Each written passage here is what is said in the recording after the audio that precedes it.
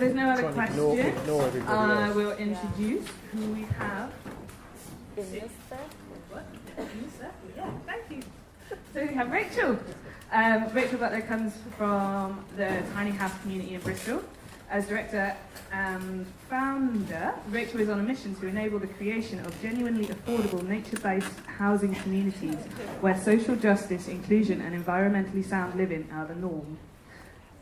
Tiny House Community Bristol was the first local tiny house community to come out of the UK tiny house movement.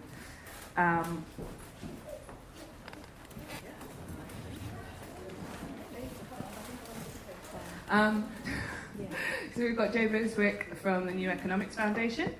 And the London Renters Union. And the London Renters Union. Thank you. And we have Becky Jensen from the Bristol Vehicles for Change. That's not your name. Becky is co-founder of the newly formed community group, Bristol Vehicles for Change, focused on developing vehicle-based living options that are environmentally low impact, community-led and affordable. And we have Tony Gosling from, I've got the wrong bit of paper, from BHAM. Oh, thank you. Sorry, the description of the Bristol Housing Action Movement I don't have here. I'm quite happy to, yeah. If you give me a microphone,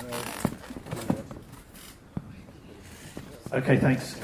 So yes, Bristol Housing Action Squatting Group reset up in the 1980s, early 1980s.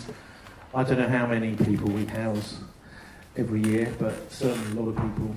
And I mean, there's a bit of a boom time with empty buildings. So the other thing, I was involved in the 1990s with George Monbiot for My Sins with the Land is Ours campaign, doing some quite spectacular land occupations.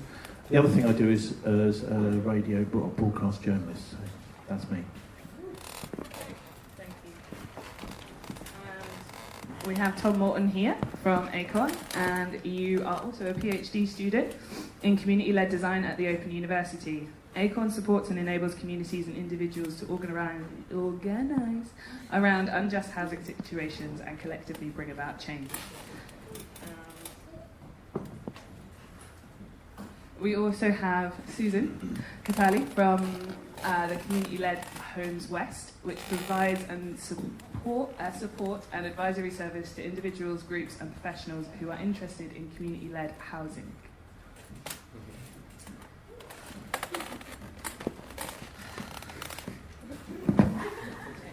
I've got too many bits of paper. So I'm just going to introduce this housing fishbowl and then I'm going to start a question off and we're going to kick off. So thank you for your patience, guys. So, Fishbowl 1, housing. We are living in a housing crisis and the government is mostly responding by promising to build more homes. They are under pressure from big house builders to make it easy to build new car-reliant homes on greenfield land with minimal requirements for energy efficiency. What are the other ways to make housing affordable for all?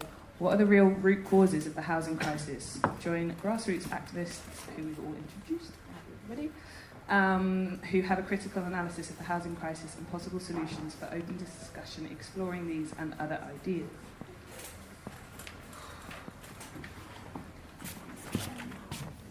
First question, or do you want me to? So we have the first question is, what is the relevance of land ownership to access to housing for those at the sharp end of the housing crisis? Those that are homeless, those that find it hard to access rented accommodation or want alternative ways to live, who have no choice to accept poor living conditions.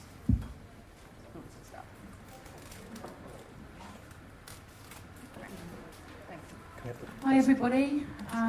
So the first thoughts I have that have popped up to the first question are that during the enclosure of lands around the UK, sort of over 100 or so years ago now, some of you might know a lot more about this than I do, but it seems that the common person was driven off their land and sort of forced into the cities and towns. The main big tranches of lands were enclosed, and then get off my land was sort of common. So people were driven into towns and cities, and people trying to make a living in the cities. And as we all know now, that living in the city is rapidly becoming completely not possible for a growing sector of society. Hence why many of us are here today. Access to land and affordable land is absolutely key for the creation of genuinely affordable housing, which is why I'm really pleased that the council are looking to dispose of land to community-led housing groups, and using a social value calculator. If your scheme has high social value, a group might be able to get a piece of land for £1. So that then enables it all to start happening, which is fantastic. And that's my contribution. Thank you. Yeah. Susan, come on. Thanks for that, Rachel. I just want to add to that stream is that, as Rachel was saying, that the land disposal is happening, and Bristol City Council have got 19 pieces of land that are becoming available, and as Rachel rightly said, it will be for self-build and community groups. And as she said, there may be an opportunity, and this is all around social value. So those that have the best idea or the social value, it will deduct the value of the land. So that is happening on March, and I just want to give some dates. That on March the 4th, and at the hub, we will be putting those bits of land and helping support those and getting individuals and community groups, letting them see those pieces of land so that you can have a look. So we would welcome, we're going to be doing something at the engine shed on the, it will be on the 11th of March, yeah, so there'll be more details, and I'll be leaving some information here later on. Okay, I'd like to almost start again by saying that the earth is a free gift to mankind, and why on earth should anybody be paying anything to be somewhere? We've seen with the latest proposals from this government trying to make travellers and itinerants criminals, and this is just simply a way of driving people into paying for every second of the day that they've got somewhere permanent. Now, there's two ways of dealing with this. You either knuckle down and get an income to pay that, or else you become an itinerant. And they're making it as almost impossible to be itinerant. I love what this lady here said about the enclosures. If anyone hasn't got the best way, I think, to get to understand our history, because a lot of this is history we don't get taught, is this £1 Wordsworth Dictionary of British History, which is a terrific little guide to some of the changes that there have been over the centuries. And the most important thing is, of course, that the enclosures happened after the English Civil War, pretty much. I mean, they'd started a bit before. The Civil War played a key role in accelerating enclosure, which was just privatisation of land. And so we became the first country on the planet to go for mass urbanisation. We're now in the situation today where our cities have lost their real purpose, which was to bring people together in one place to work in industries. And, I mean, particularly up north, you've got whole cities that have lost their reason to be there. So we need to really understand, I think, how to get back into... we've got about 60 million acres and about 65 million people, so each person should have an acre. If you're just looking at land justice, where is my acre, I'm often thinking. And the idea is to stop people having access to that, and that seems to be very effective from a legal point of view. We've got developments going on in the city at Temple Island, or they used to be called Arena Island, it's now Temple Island, and we've got also Western Harbour. These developments are simply led by the worst rich people you can find. The City of London basically goes to the mayor wants things built, and the mayor says, well, what can I do for you? And so when I say that, it's because this is rentier money, the rentier economy. People that invest in something, do absolutely nothing to contribute to society, and take rent from it. So they're basically gatekeepers for us to have access to what we should have access to freely. There's no, the manufacturing and the service industries in this country are collapsing, and what is booming is the rentier economy. So people who are just using their money to stop ordinary people having access to the things that they basically need. Now, this is all enshrined in the Universal Declaration of Human Rights, Article 20.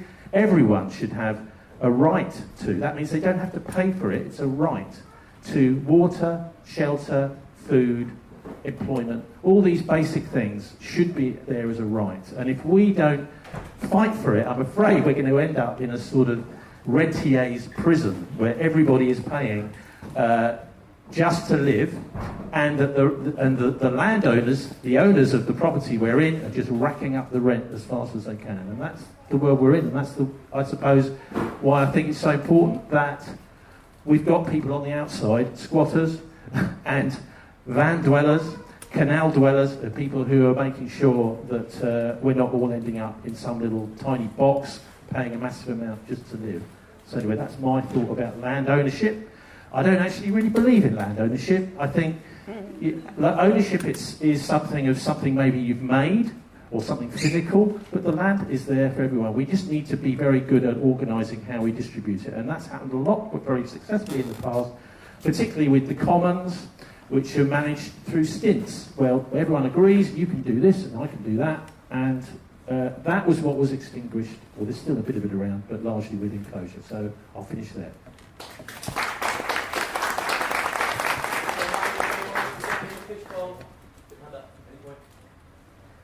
Just a little bit really like on the practical side of like land ownership for lots of people who live in vehicles. For us obviously it's the biggest issue because we already have our house, our house is ready to go, but when we've been trying to take ourselves off the roadside for people who want to create communities, what the council calls sites, it's almost impossible because land is held hostage by councils, by landowners, by companies as investment opportunities, which means that for us to do something that's really low impact, affordable, would address the climate crisis, would address the housing crisis, would increase biodiversity with growing projects, would help us grow our own food, all those sort of things. We have the housing ready to go. We just need the land to put the housing on so that we can develop these communities. But the issues around the lack of access to land in any form means that actually it's really hard for us to establish communities that we want because we just can't access the land in the first place. So I'm just going to throw in a quick question. You can answer that or you can carry on this conversation and it kind of might link in. I was just going to ask, are empty homes caused by unfair access to land? Thanks. We started with some solutions and also the problem. I thought it might be useful to kind of describe the challenge as I see it. So I think what we're trying to fight here is what's called the financialisation of land. So that's the treatment of land as a financial asset. Land can have many different roles in society, has and does, but its primary role in many societies nowadays is as a financial asset. What does that mean? It means that the value of all the land in the UK at the moment is £5 trillion, more than half of the net worth of the country. So if you added up everything of financial value in the UK, then more than half of it will be land. So land is so expensive, and what that means is that that price places a barrier on socially useful uses of that land. We're obviously talking about housing, and so what that means in terms of housing is that the cost of building a house, you look at a house, we call it a house, we don't call it a land, but it's not the bricks and it's not the construction which costs the majority of the money. Up to 70% of the cost of a house is the cost of the land. So at the New Economics Foundation, NEF, we did some research last year and looked at the role that land prices play in like delivering social rented housing, the only type of housing that's affordable for people on the lowest incomes, and found that in the councils in the areas of the country with the highest land prices between 2010 and 2015, the amount of social housing we were building had dropped by 80%. Whereas in the rest of the country, with less high land prices, the amount of social housing we were building would drop by 20%. So it's clear that the price of land, the financialisation of land that we've allowed to happen over the last 4 or 5 decades is the driver of the housing crisis.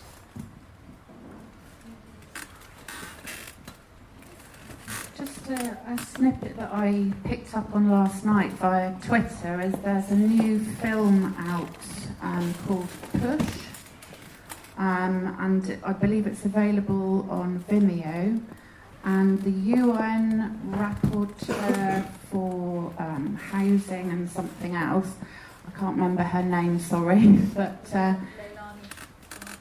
Leilani Farha. Okay, cool. Yeah, so she's, it looks like she's travelled the world and has discovered that this is not a UK problem, it's international, it's pretty much every city, big city around the world. So I tried to watch it last night, but it's not available in our region yet. Watch the trailer, it looks really, really good. And it looks like if we drop her a message, we might be able to get it released in our region. So I think that's going to be a really powerful film to watch. And that's it. Thank you. Hi, you're right. I just saw an opportunity basically to introduce ACORN and maybe how we fit into this conversation. I don't know if we've got any ACORN members in the room. I'll show of hands. Cool. I'll be coming around to sign everyone else up who didn't put their hands up. So people think of us as a tenants union or a housing union. We're actually a community union, and for a lot of the reasons that we're hearing discussed this morning, particularly in Beth's presentation, which was great, thank you. A lot of the work we do is around housing, because, you know, housing kind of and land is the economy, and the people at the sharp end of that economy, housing and land is how they interact with a lot of the kind of social injustice that we experience.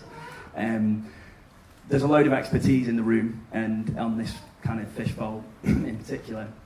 A lot of, as I see it, people are either kind of community self-helpers, right? So you're kind of providing housing for communities that need it, or for the people that you can access. And then some people are at the top level of like policy and kind of and what we can do at the top level to mitigate some of these problems.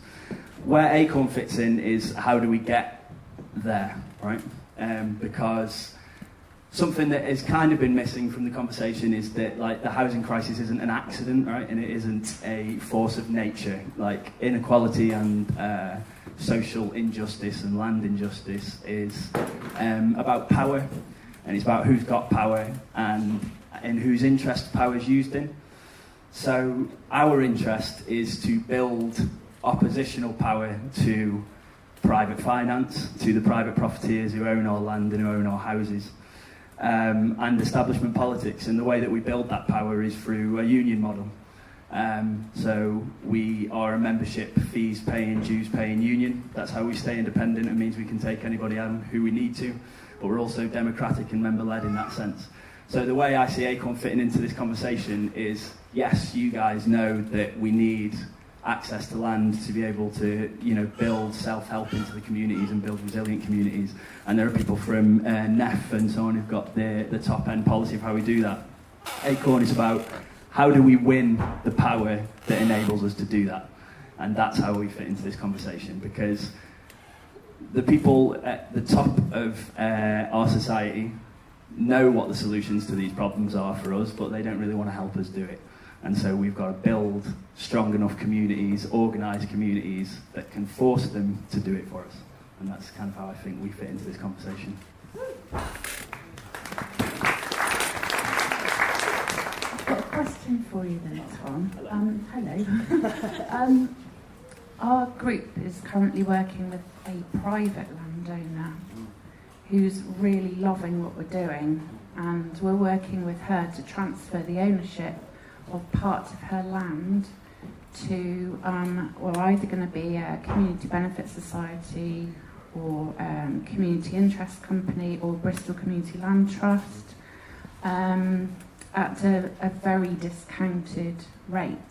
And the two of us, me and the landowner, are going to be giving a talk at Frome Tiny Homes Show next month about how we're working together to make this happen.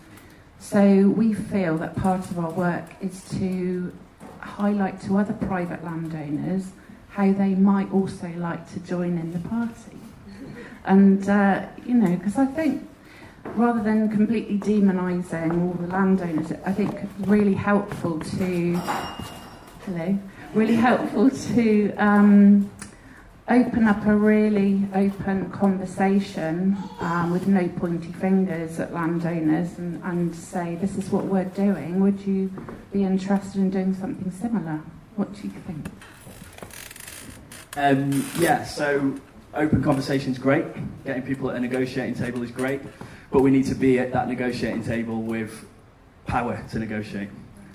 This is a fundamental problem. So there are all kinds of policies that have opened up collaboration and negotiation. The Tory party in 2012 introduced the Localism Act, right? That granted kind of communities new powers to lay claim to public community assets as they saw it and spaces in the community and so on. But the difficulty is that we're going up against like the most powerful people in the world, right? You know, the people who control land and control resources have got more power than us to achieve their aims. So we need to, absolutely, yeah, I will go into, as with my union, go into any negotiations with anybody about how we can move forward, but we need to be entering into those negotiations with power. And the way we build that power is by having people join the union and build power within those communities, right? Because obviously, yeah, there are honourable exceptions who are willing to kind of work amicably with communities and aren't just interested necessarily in just lining their pockets. But ultimately, that's unaccountable philanthropy. It's at the whim of whoever owns the land to do it. And that's not good enough, because what we're talking about is structural problems. These aren't individual problems. We're talking about structural problems, and we need structural solutions to it and go right to the source of the problem.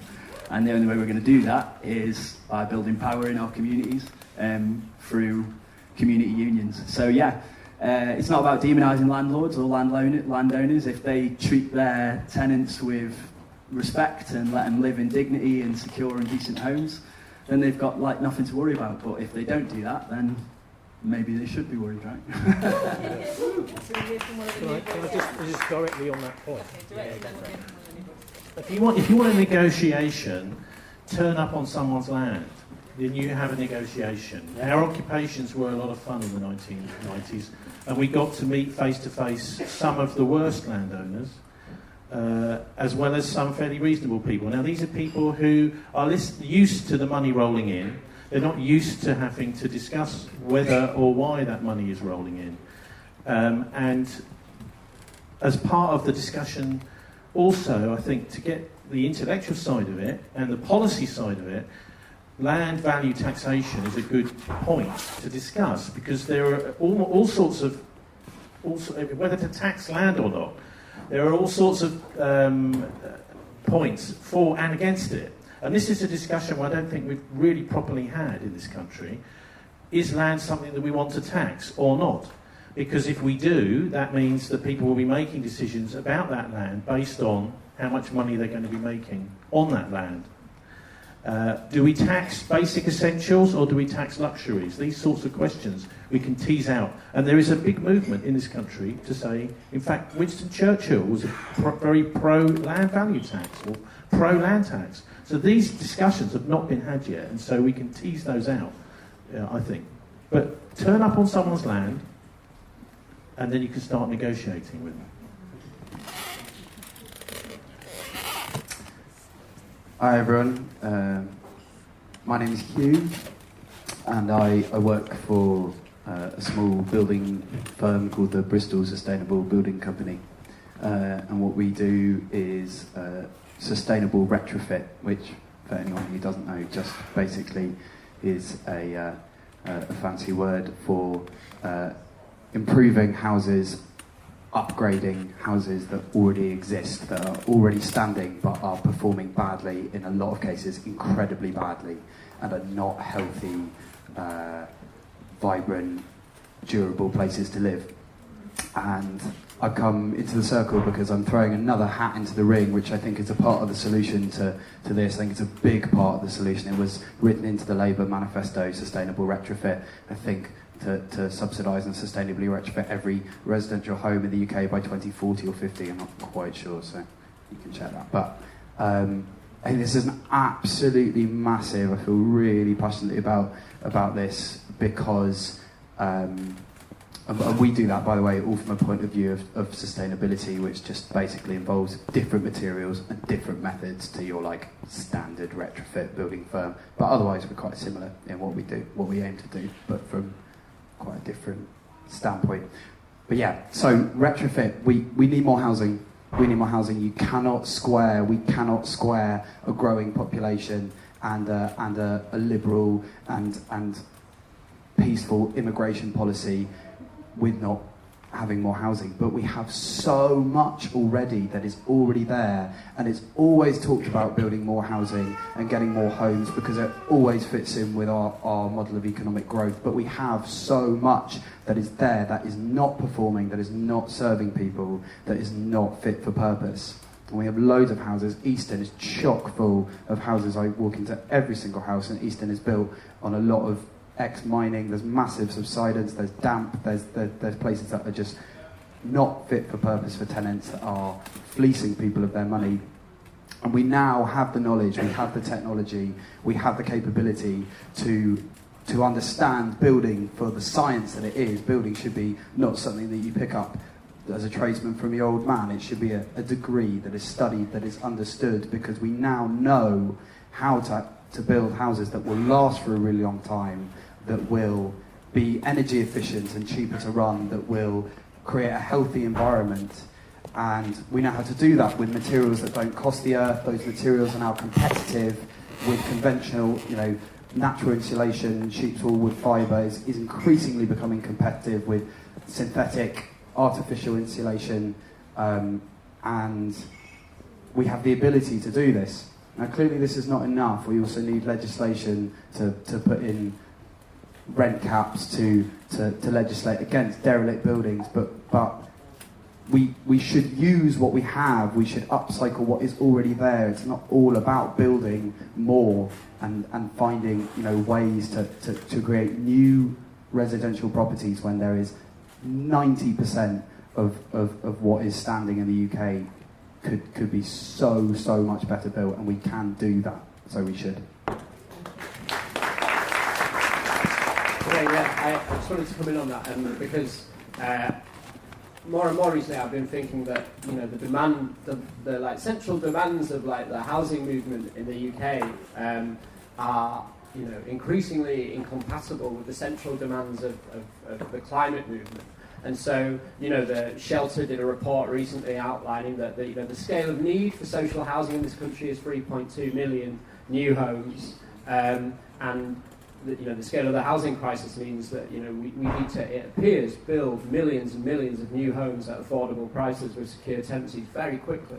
But construction is actually one of the most carbon-intensive industries in the country. And so how do we square that with the need to decarbonise our economy within 10 to 15 years? I think this is a massive question which people aren't really looking into. Hopefully at work we'll be able to start to do some thinking on this reasonably. Retrofit is going to be is certainly going to be a part of the solution. But the housing crisis is normally talked about as a numbers game, and hopefully Beth's presentation earlier shed a few doubts about that. It's not do we have enough homes? No, we will always need to build homes. But is the question of the housing crisis is best understood as a problem of tenure, not necessarily as a problem of supply. So we don't have enough homes that are secure and affordable. And so one of the ways that we can start to think about how we can solve the housing crisis in a climate compatible way is converting the homes that we already have to secure and affordable tenancies. And naturally, the least secure, least affordable homes in the country are in the private rented sector.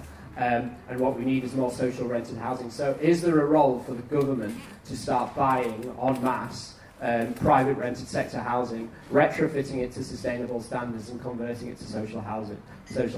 Sounds very attractive. There's huge problems with that, because if the government became a massive buyer of houses, it's going to have huge effects on the housing market. So we need to think very seriously about that. But I think that's the kind of scale of problem solving that we need to do in order to make solving the housing crisis compatible with climate change.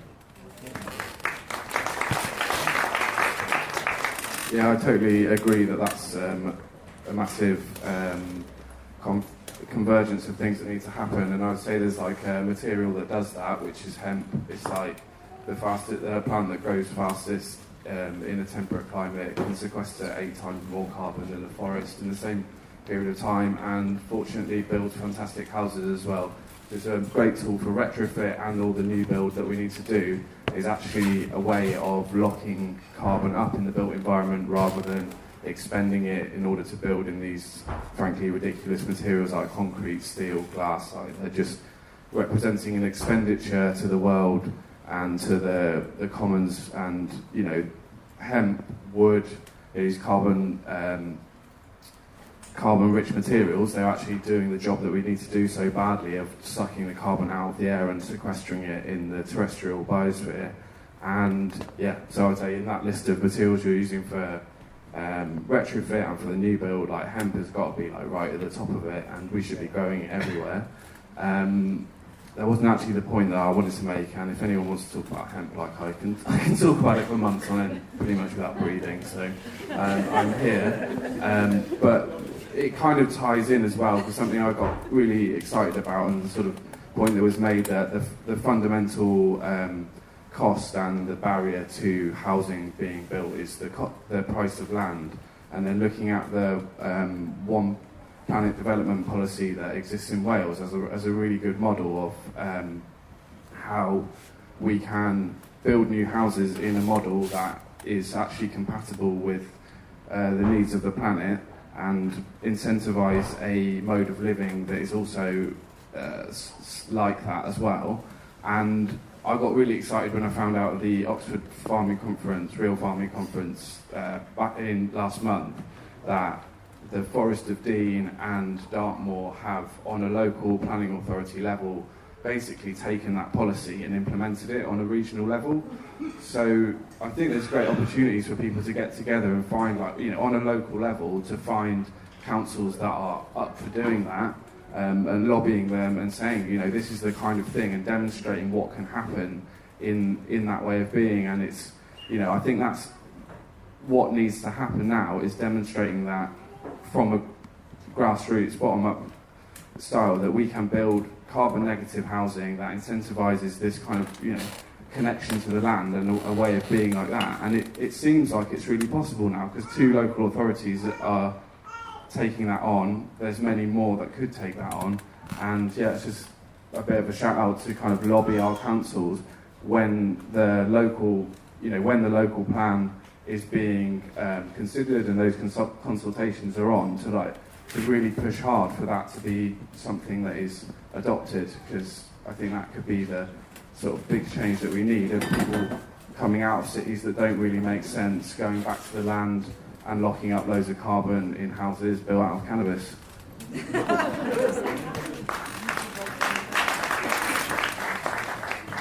Thanks very much for that. And I just wanted to add to that, and following on from that, and what you've just said is really music to my ears, because all the things that we're exploring tap into all of that. So what I'm learning is that our future potentially is bioregional.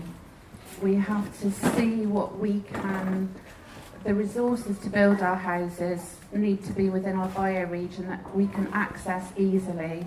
Hemp could be a huge part of this, and my next thinking is to start talking to local landowners to see if they will start growing the hemp that we need to build our houses. Currently, hemp is within something like drug and firearms policy with central government, which is mad, but anyway, we can sort of bypass that. But so it's about bioregional. We have to think in systems ways as well, because everything is interconnected. And if we think in silos, then we might only be creating more problems in other areas. So, yeah, donut economics as well. Got to get onto that. Thank you, Rachel. I'm David. I'm a frustrated carpenter. I'd like to be building natural houses at prices that people can afford, but I'm also a hacker. And I want to, first of all, a one-word shout out about materials, bamboo, also. So I'm a hacker, and I'm currently hacking the energy system with a community solar project.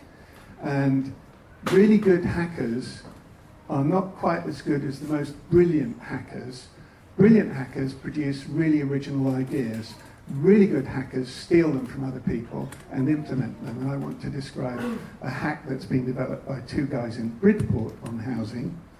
And what they've done is they are not buying land from a farmer, and they're going to build super affordable housing that's carbon sequestering and that exports renewable energy, and it's going to rent for around £100 a week. And the hack is that they're not buying the land at the prices that Barrett would do, but they're buying it from the farmer at a price higher than he would get for agricultural land. In fact, they're leasing it from him. It's about, up to £10,000 an acre, but with 10 homes an acre, that's only £1,000 a year, right? So that's okay. And what they're doing is they're getting planning permission on the land by virtue of going to the council and saying, we're going to build housing on this land that's completely affordable. Can we have planning permission? And the council says, well, if you were Barrett, we'd say no, but if it's totally affordable, we can't say no. So the hack is squaring the circle on buying up land or leasing the land cheaply for communities. It's exactly what you were saying, Rachel. This is a rural hack that can work for eco-villages, where you go to the farmer, you lease the land off him, and then you run it community-supported agriculture as an eco-village. And the urban hack is to go to the council and say, we're going to create so much social value that we don't buy the land off you. Thanks, that's a really interesting division. I just wanted to respond to Hugh's comment about retrofitting. I'm an architect based in Bristol, and I've just renovated a house in Easton to make it energy efficient, and it's actually quite expensive to make a really energy efficient house out of a Victorian terrace house. So I wanted to share a solution that could work in terms of economics. So I'd be interested to hear from economics, specialists on this. It's an idea of an energy mortgage. So you'd borrow money to pay for the refurbishment of your house, and then you'd pay back the loan over the years from the money that you're saving by not having to pay such expensive gas bills. So I think that's something that we should also be lobbying for or campaigning for. I also wanted to make a point about materials, and I think we can get obsessed. I think hemp's great and I think bamboo's great, but I think we should look at the whole life cycle analysis of the materials and their performance, so we don't just obsess over one material. I think we should look at all the options, look what's local and what's going to provide airtight and super insulated houses. And I also think we need to remember to ventilate houses when we make them airtight and insulated. Okay, thanks.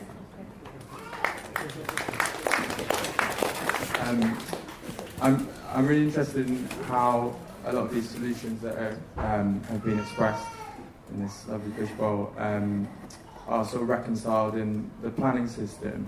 So we've heard that there's cities that, I'm sure some of the residents would disagree, but don't need to exist anymore as a city, or there's no, the original reasons for that city coming into existence no longer exists.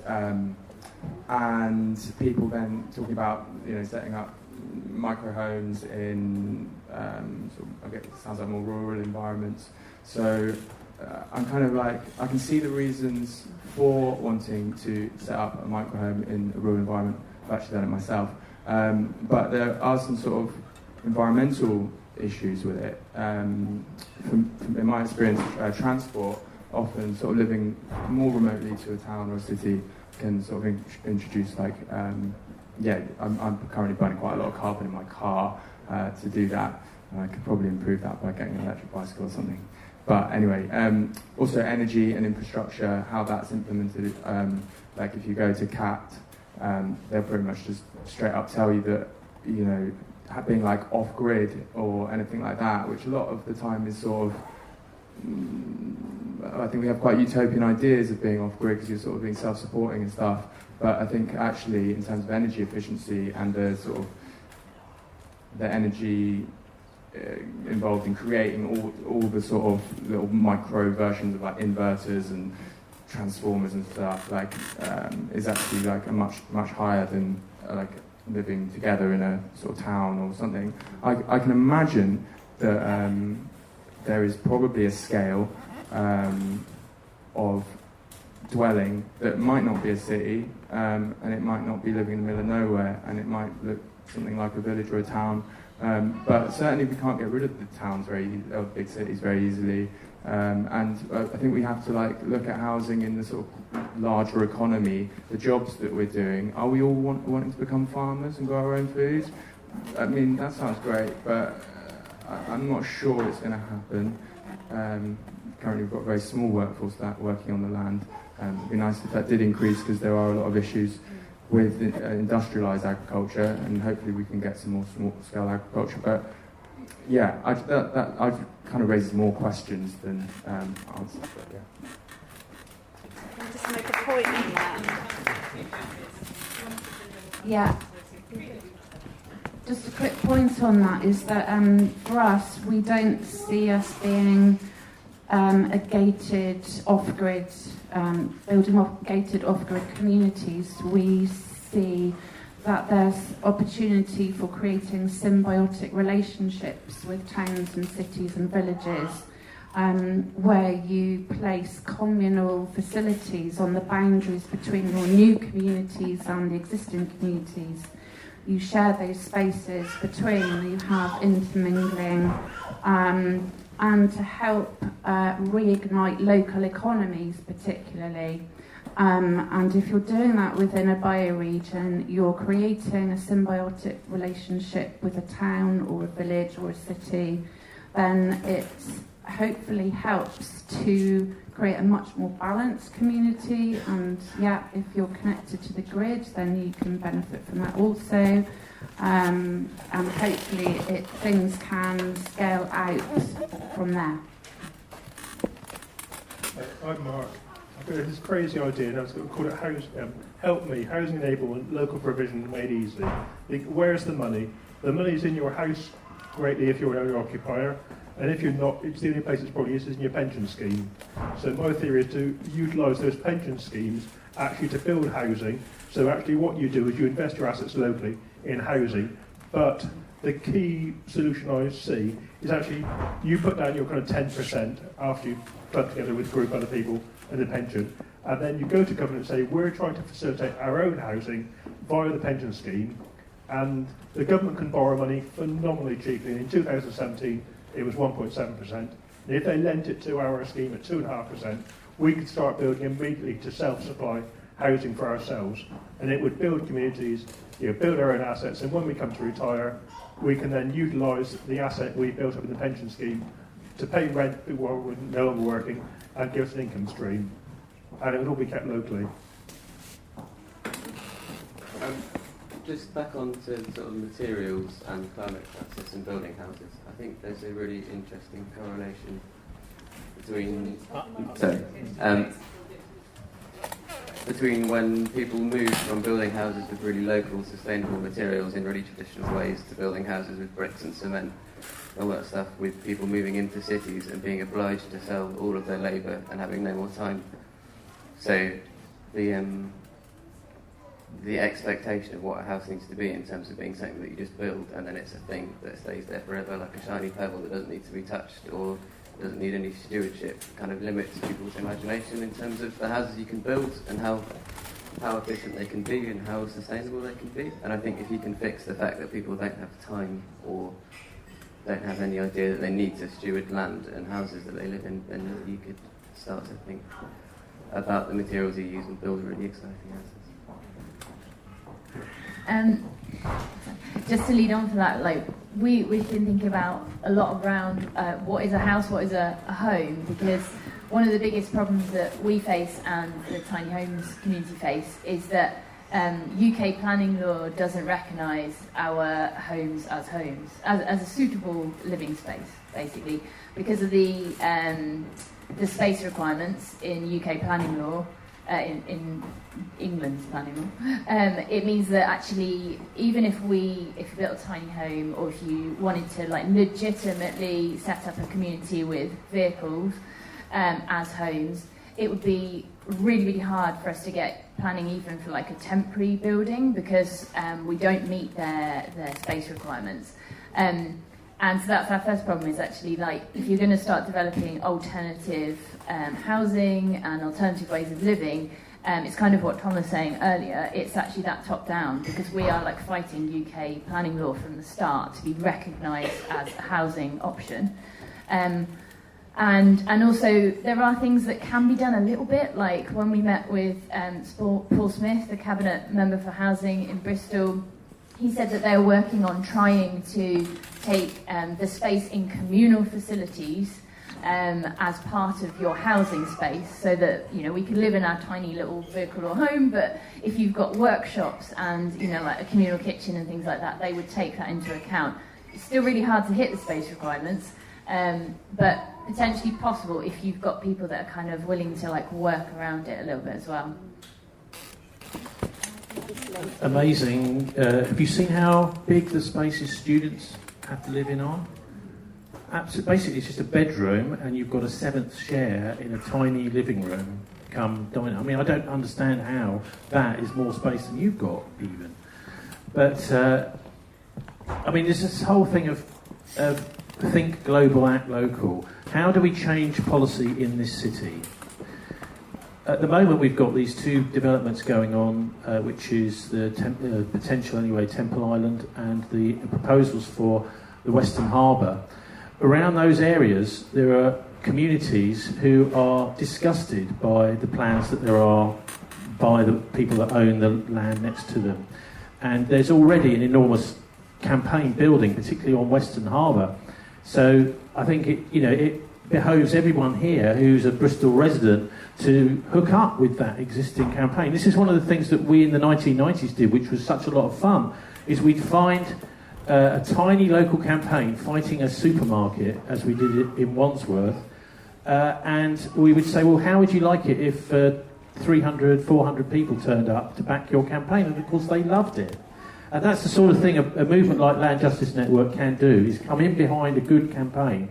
The Western Harbour, if anyone has seen it, is a horrendous development, incredibly high density, almost no affordable housing going to be in there at all. And so looking at identifying existing bad developments is quite a good way to hook up with your lovely local residents who are desperately trying to fight something like that. And if they can see that there's a wider movement out there supporting them, it gives them an enormous morale boost. Thanks. So my name's Gemma, and I'm a planner. And a few contributions back, we started to talk about what the role of the planning system is, and I just wanted to add a few thoughts on that, really. So I work with the baddies. I work with developers and planning authorities every day. I work closely with the West of England Combined Authority, Bristol City Council, but also nationally with the Ministry of Housing, and the people we're talking about where the source of the problem happens. So yeah, top down.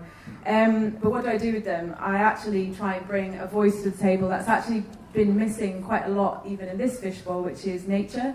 So the first company I set up for myself was called At Home on the Earth, because when I saw this topic, I was like, housing, yeah, fine. Housing is super topical. We need to talk about it. But is it housing or is it homes? And I know a lot of people have been talking about homes, and that's actually what we all want. We don't want bricks and mortar. We want somewhere to live and be able to go back and be safe and be warm and gather and we have communities. So we can talk about homes, we can talk about communities. I think that's actually what we're talking about here, is the mechanics to get to the place that we need to be to feel who we are and be who we are and flourish and aspire and so on. So it's the community, it's the stewardship. Then what we're talking about mental health, and we're actually reversing the trends of loneliness. That's actually what housing is all about. So for me, the connector, because actually it's so much about connection, what we're talking about. We can get lost in the detail, and we love, being geeky, but it's, we're talking about just being alive and, being in love and being connected.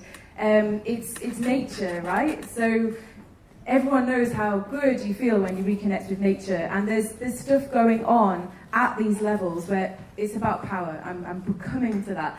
There's this concept that's recently come through the Environment Bill, the Wildlife Trust. I work for the Wildlife Trust movement. The Wildlife Trust have this concept called Nature Recovery Network. So the question I want to kind of, in my very characteristic long-winded winding way, get us to is, where do we want to live? So where do we want our homes to be? Where do we need our houses to be? Because we are in a crisis. We're in not just a climate crisis, but an ecological crisis. Biodiversity is catastrophically declining. And that's us. It's a psychosis to think we're not part of nature. And so that's, in my head, I'm like, housing, home, that's like the psychosis split. We're part of everything, right? So when we kill the land, we kill ourselves. So we need that land connection back.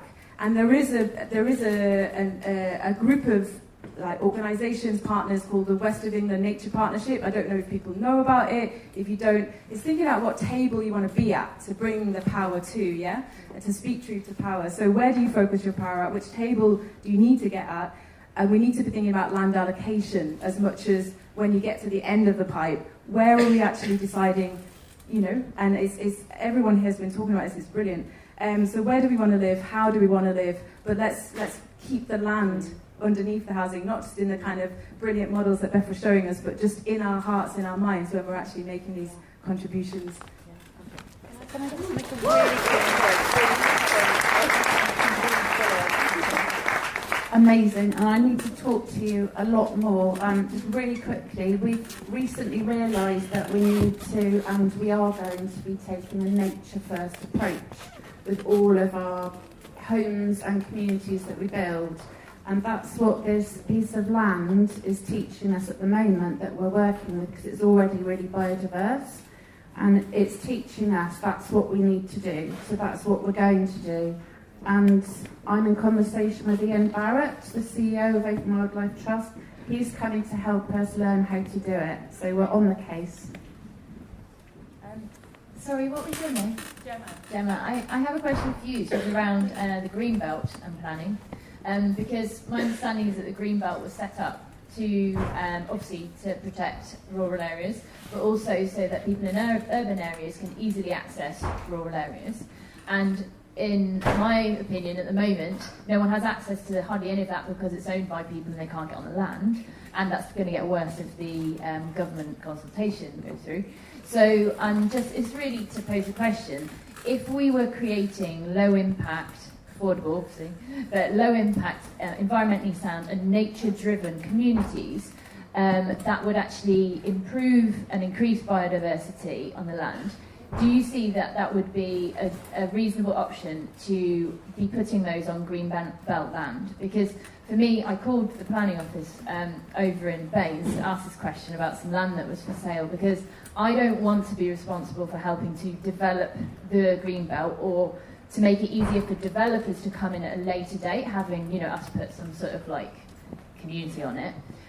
But she said you can put clauses into it. So even if we got permission to be on Greenbelt to create something that was biodiverse, community-led, affordable, etc., you could stop developers coming in. So do you think that kind of model is an option, or do you think it's too risky in regards to development of Greenbelt?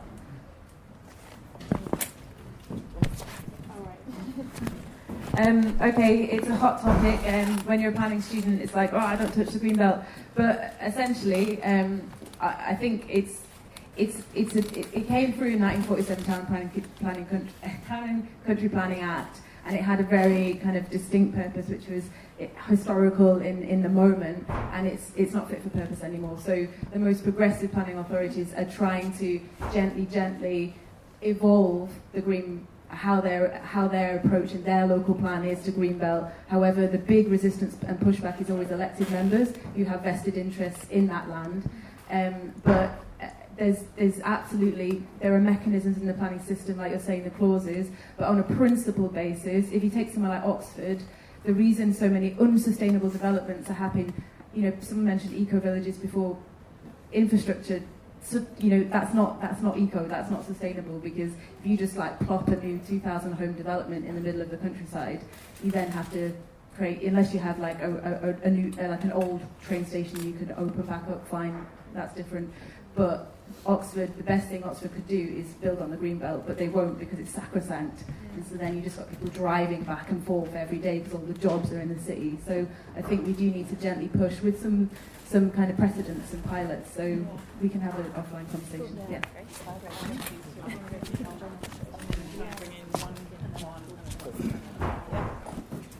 Yeah, cool. I just want to come back on. There's a few points that were made then that I kind of want to bring back in. The laws, right? So, like, kind of trying to fit yourself within all of the legislation is difficult. And how do you do that? And how do you get laws that help you do the work that you do, right? And also, I can't see where it's gone. Yeah, collective action. Yeah, so like direct action, forcing people to do stuff that you need them to do. It comes back to this point of power that you were just talking about, right? That there's a lot of expertise in this room. A lot of people talked about materials, a lot of policy people like yourself, right? And there was a lot of great policies that were in the Labour Party's manifesto in the last election. But the difficult thing is there is no shortcut, right? That we know what we need to do. And the people who oppose us, and there are people who oppose us, and this is the thing that people need to bear in mind. They know what they need to do to help us as well, but they're not going to do it because they're exploiting us for money. This is the top line thing. They're exploiting land for money. They're exploiting the people who live on that land for money. So what can we do?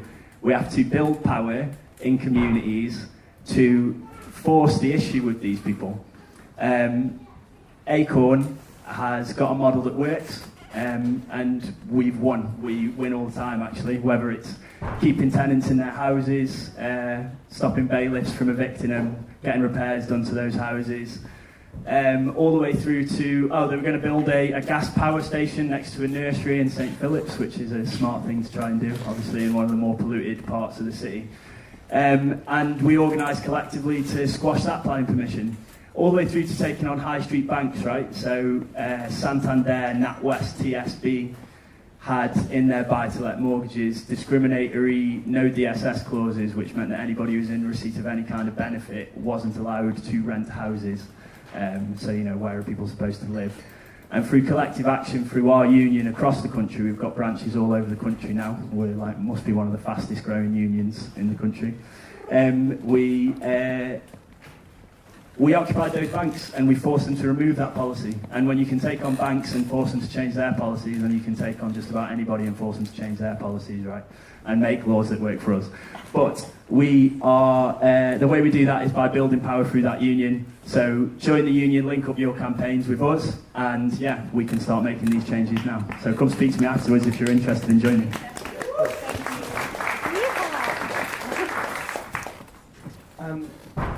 Over the past few years, I kind of started thinking about.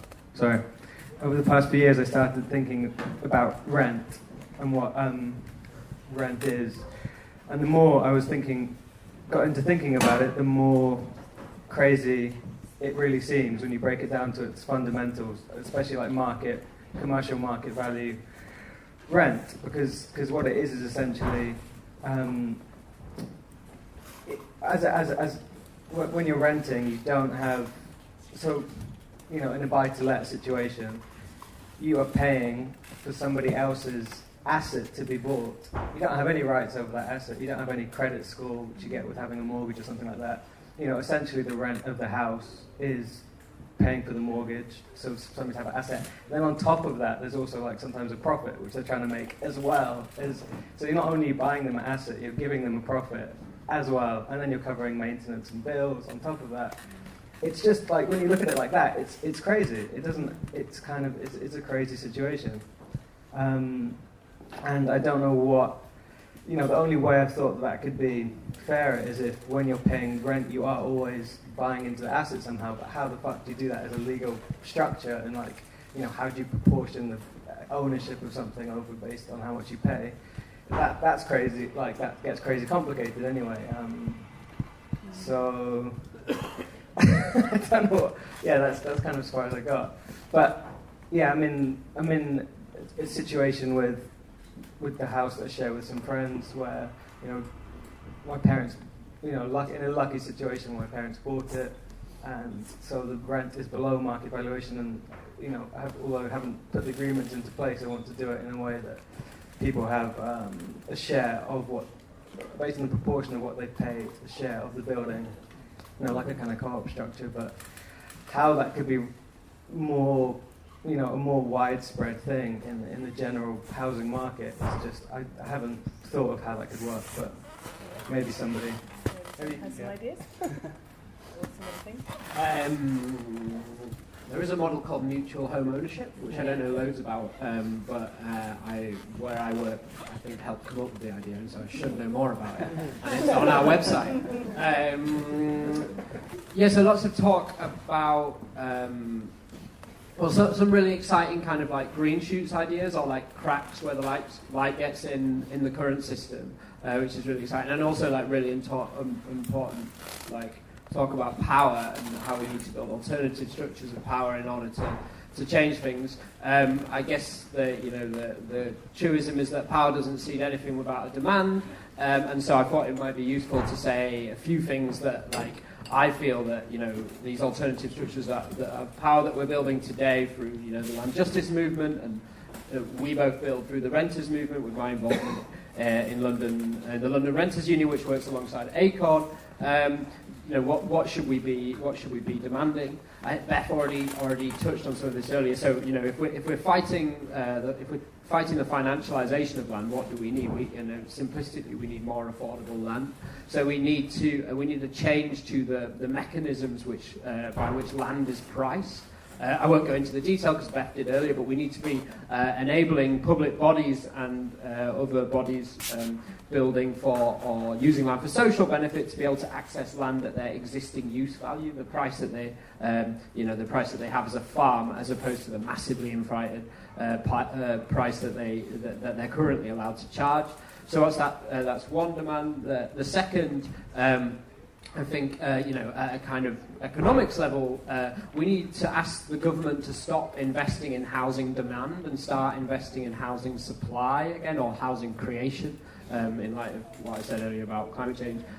So the vast amount of money, the vast majority of the money that the government spends on housing policy, it still spends, even in neoliberal times, still spends a vast amount of money. It spends subsidising demand, so it spends on housing benefits, so paying people's rent for them, or on various forms of subsidy to help people buy homes. And the effect of this is primarily to push up the prices of rents and to push up the prices of homes. What it did for much of the 20th century and should do again is invest in supply, so council housing being the most obvious example. So we should demand that the government, starts to flip that ratio back round and starts to invest in social rented housing and also forms of community-led housing. And then finally, the people who experience the vast majority of people who experience the sharp end of the housing crisis, if they're in a home, are in the private rented sector. Private renting is the tenure of poverty in this country. Much more people in poverty live in the private rented sector than live in the social housing sector. And as Beth said earlier, private renting has the worst rights and security and often affordability in Europe. The renters movement, including London Renters Union and ACORN, and assisted by the New Economics Foundation, wrote a manifesto for the last election, and this I think has about 10 to 12 policies which outline how to solve the problem of the private rented sector, how to make private renting affordable and secure, and ultimately how to, over time, get rid of it. Where can that manifesto be found? Google Renters Manifesto. Just Like on that. policy. No, there's actually an old one which wasn't very good, and I think it was made by Generation Rent, who are now much better. So make sure you type in Renters Manifesto 2019. Yeah. So just to say, Beth still got some summary documents for the land for the many at the back. If you want to go and grab one of those. Sorry. One sec.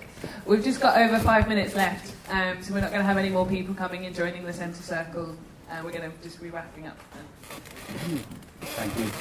Hi, sorry, I came in like about halfway through, so if anyone has said this already, I'm sorry, but I just wanted to kind of bring to the table the One Planet initiative in Wales, which is kind of very interesting in regards to like how we use land and you know, the kind of like the planning rules around that development, which is actually about how you use the land in terms of infrastructure, as someone mentioned earlier.